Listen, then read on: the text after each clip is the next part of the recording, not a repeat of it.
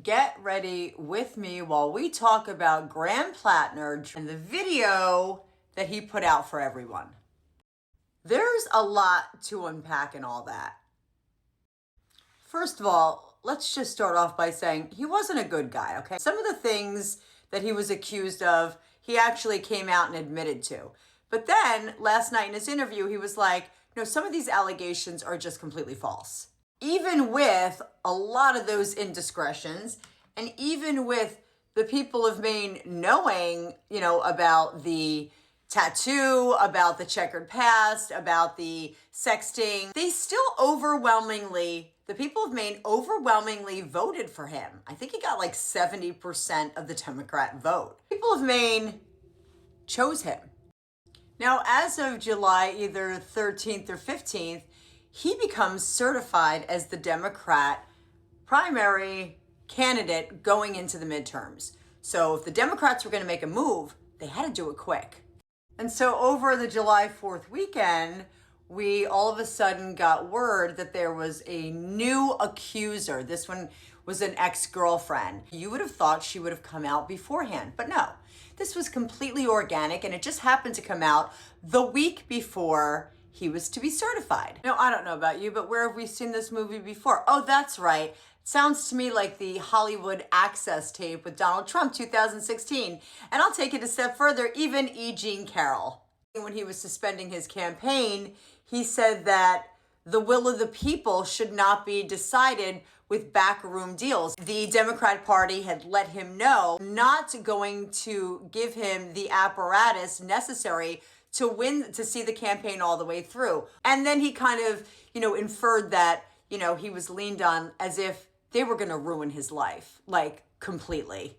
Kind of felt a little bit to me like we were like watching a Robert De Niro mob movie from the 1990s.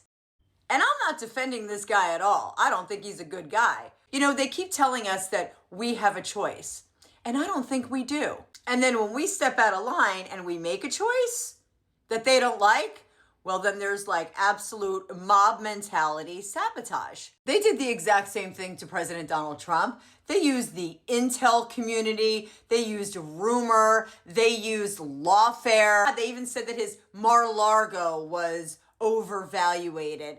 They leaked his tax returns. The only difference is they had a lot of dirt on them from being a New Yorker in politics, number one. Number two, he's a fucking billionaire and he had the balls. And if you're a Democrat, are you pissed off yet? Because they pulled this shit with Joe Biden 2024. And Joe Biden was the incumbent. And then they just slid Kamala Harris right into that position. The people didn't have a choice. They didn't say her, him, her. They didn't have a choice. They said, no, this is the way it's going to be. They did that in 2016 with Bernie Sanders and Hillary Clinton. They'll scream and they're like, we got to save democracy. Meanwhile, they subvert democracy every chance they freaking get. So if you're a Democrat, are you pissed off at this? You think still that the Democrats have your best interest at heart? Because it's supposed to be about the people, right?